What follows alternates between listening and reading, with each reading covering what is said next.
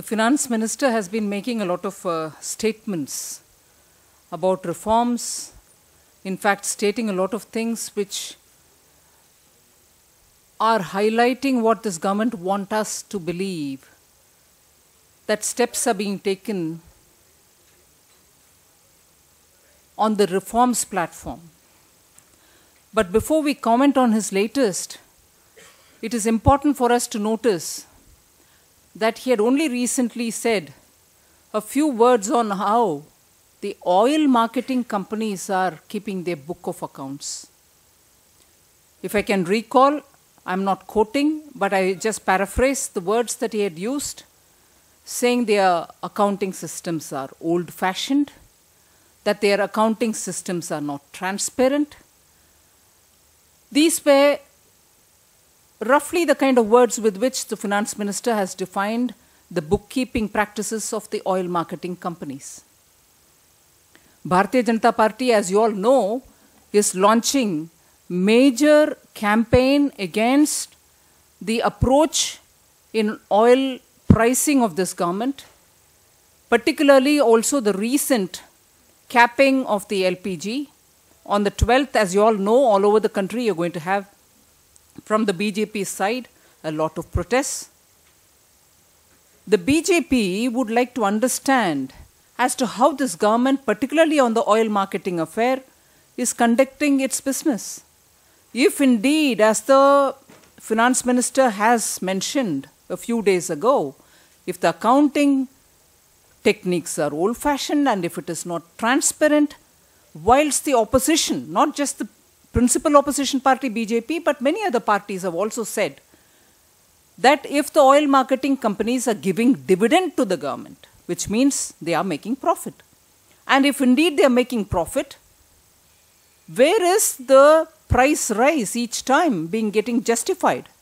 On the one hand, you want to show that they have removed the governmental control, which means every time there is a fluctuation in the international market, the fluctuation should be reflected in the local pricing too, be it of diesel, be it of petrol, be it of LPG. The fluctuations are not reflecting, only the hikes are getting reflected. And if that is the case, and if the dividends are being given, where is the profit coming from? And if indeed profits are being made and dividends are being given by the oil marketing companies to the government, why is that not getting transferred to the Aam Aadmi?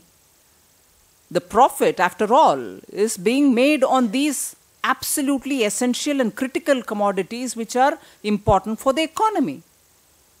And therefore, it is perfectly consistent that the finance minister has observed that the accounting process of the oil marketing companies seems to be not so transparent. And therefore, I think it is important for us to now raise this issue as to the government. Will it spend some time to get it transparent? Will it explain where the dividend is coming from, where actually is the profit coming from? And if it is indeed reflective of the fluctuations in the international market, why are we not seeing it commensurate with every hike and every decline in the price of oil-related goods abroad, crude price essentially abroad? And therefore, I'm keeping this as the background to comment today on the ambitious statements that the finance minister is making about the economy. 8.2 did he say today? Hoping to peg the Indian growth at 8.2? For who is this growth? For who exactly is this growth being pegged at 8.2? If it is achievable, I would like to ask from the BJP, for whom is this growth? Because whether at 6.2%, whether it is at 5%, whether it is, we are expecting it at 6.5%. Last 8 years, the growth, the tantalizing growth figures that we are being given every time is devoid of job creation. Let us not forget that. It is totally devoid of job creation. And in the context of that ambitious FDI in multi-brand retail, you're not creating jobs, but here are you coming up with an FDI in retail in such a hurry after having slept over every second generation reform that you have to do, the implication of which will be to throw those self-employed traders from their jobs, throw out those middlemen who are helping in purchasing and selling of goods from their jobs. These are self-employed men who have been doing this over the generations of small entrepreneurship and small trades business that many Indian families have been over the generation doing it. Does this government have the moral right to come, a government which has not given us any new job generation, to come here to only throw out people who are self-employed? What right has this minority government got to do to take such decisions which are going to affect your and my lives? So the BJP's argument, and again today the finance minister interestingly says that after all the first draft of the FDI in multi-brand retail or something to this effect was done during NDA time. I'm glad he is recalling a lot of work which NDA had started off. NDA has not been anti-reform.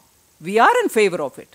And had only the NDA come back to power in 2004, the momentum with which this country's infrastructure was being built, whether at 18 kilometers per day road laying, which has come down to about 5 kilometers in this government, whether in bringing self-sufficiency in power generation, or whether in other infrastructural matters we would have processed telephone connectivity and other things, we would have definitely made a difference in terms of the environment which was necessary for bringing in this kind of reforms. BJP is not anti-reform, and that has been periodically proved. But we knew at what stage to bring in which reform. Not when you have not created jobs, not when self-employed people are at a risk of getting thrown out of their jobs, will I thoughtlessly bring in FDI and retail and say it is aimed at, probably one of the steps aimed at the tantalizing 8.6% growth. So I'm sorry, the finance minister cannot pick and choose statements which he wants to say to justify this government's inept handling of the economy. The last 8 years, they have never been anything so bad that this country has seen. All of us have been talking about policy paralysis.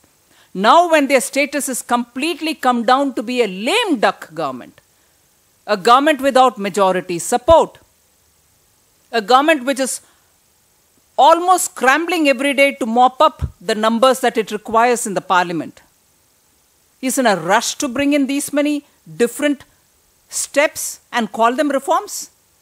The BJP objects to these kind of, pick and choose statements which the finance minister may give. I think a coherent and a complete articulation of the failure that has happened in the last 8 years, and a coherent and complete articulation of why today, overnight, when they have not answered questions on corruption, big ticket corruption, today they are in a hurry to come up with steps which is done to attract foreign investment. Foreign investment does not come when this entire atmosphere is corrupt and answers are not being given or punishments are not being given to people who have done this corruption. And therefore, the BJP today wants to make it plain that let there not be a hurry to give an impression to the people of this country that many things are happening overnight. What should have happened with steady progression, with many other things which should have happened to strengthen the economy, has not happened. And today, with a minority status, this government may try as it may, it's not going to make a big difference. In fact, one other addition is in the Prime Minister himself on multi-brand retail had assured, even during an all-party meeting, that all stakeholders will be consulted. We had mentioned it in a press meeting last week also. Has the Prime Minister really indeed finished all the consultation with the stakeholders? Why this U-turn suddenly? The party has never shied away from any investigation, and in fact, let me recall, yesterday in a television interview, the president himself has dared to say that whatever investigation, even if any particular individual wants to take it up and do it, or if Digvijayji, if I'm recalling that interview correct, if Digvijayji wants to sit and have an investigation, let him have it. So he is not run away. Whereas Congress today has ministers in the union cabinet who do not even want to face one inquiry. And today, obviously, we have had ministers telling us there shall not be an inquiry on Robert Vadra, and obviously ministers who have themselves not faced any investigation in spite of allegations being leveled at them. So, you were right in saying we have never run away from investigation. But I'm here taking this opportunity to tell you that in Congress party, there are a whole lot of people who will have to face investigation, and therefore this question should be asked of them, naming those people who are still in the cabinet and who are telling the nation that so-and-so will not be investigated, so-and-so may be investigated. The choice doesn't lie like that. Every allegation will have to be answered, and the BJP has always been ready to answer. BJP, any time it has leveled allegation, has kept a statutory body's report or an investigation authority's report or a Prime Minister appointed committee's report or the CAG in its hand, and only then raised any allegations or issue worthy of investigation. So when we speak on these issues, we are firm on the ground that we have some credible document based on which we are raising. So yes, whenever we raise a question of allegation, we certainly expect it to be investigated. Ek baar Haryana Sarkar will have to, Haryana government will have to first of all come out clean on why women are so insecure in that state. Whether there is one or two, it doesn't bring any repute to the state government. And to, notwithstanding the allegation, instead of taking action, if the minister chooses to say there is a conspiracy, can there be more shameful a statement than this? Can there be a shameful statement than this? Rape happens, you're not proceeding with fast-track court to find out who are the culprits and take them to court so that it stands out as a deterrent for others who may commit similar crime. You're not taking such action. On the contrary, you're saying there's a conspiracy. I'm sorry. I want the Chief Minister of Haryana to take this comment very seriously into cognizance and make sure that his administration would stand up to safeguard women's interest. I would wait for the state party to respond on it, but the fact remains that Shanta Kumarji, who is a very senior member of the party, has raised a vital question because the allocation happened probably during the Congress rule there. And therefore, these are not issues where whether it's the BJP raising or whether it is IAC raising, these are all issues which may have an impact on the corruption-related issues that all of us are talking about. And if it has an impact on corruption, irrespective of who raises it, it is important for governments to come clean on it, either through an investigation or by showing records. Shanta Kumarji has raised it because the context has arisen. All right. What the state government has done, I'm sure the state government will respond to it, but the fact remains the allocation was done by a government earlier. See, the first thing is, I repeat this point, that this government has been misleading the people of India on reforms. What are not reforms, they happily want to title it as reforms and claim that they are going forward with reforms. When for the last 8 years, if you've really put your heart and soul together to get a power generation through the nuclear treaty, and till today you've not even generated 1 megawatt of nuclear power, having put all its energy into getting the deal through, this government has to explain what is the kind of power generation which has happened. Similarly, on many questions of reform, this government is dithering.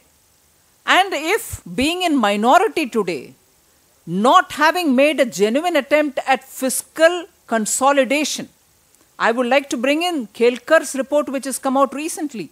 which has pulled up the government, which has in fact suggested such things which the government has to look at if it is genuinely interested in reforms?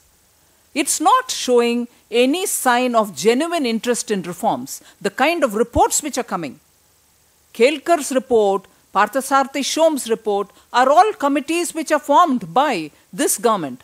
And the reports, inputs are all very clearly indicative that the necessary reforms are not happening.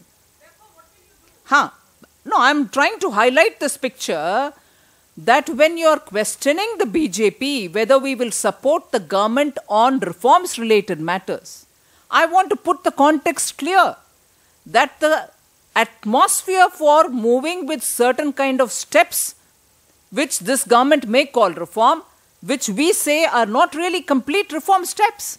Other steps towards reforms are all languishing.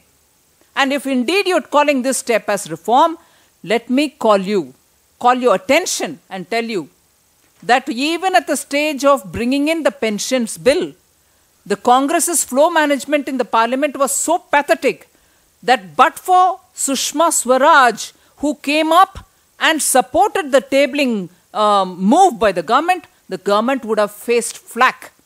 So in Lok Sabha, the leader of the opposition, Srimati Sushma Swaraj, takes the initiative to support you at the introduction stage. You have not even done enough homework to present the bill.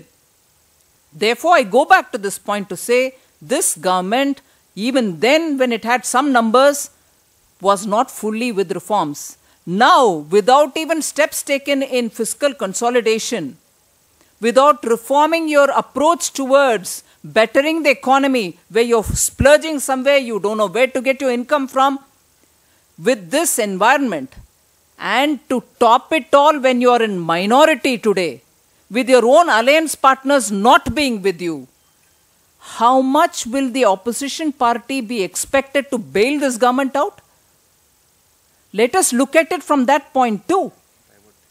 This is very clearly an attempt to Colgate, Commonwealth, 2G, every day one scam, some minister going and getting favors done for his own relatives and so on, when it has come up to their neck and probably down to their nose.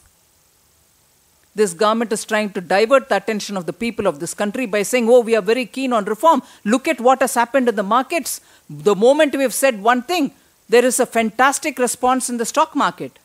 Later we understand the stock market went on a spiral because of some wrong keying in by some company's data entry chap. It is not the government's reform. People are not carried away by this kind of reform, not even in the stock market.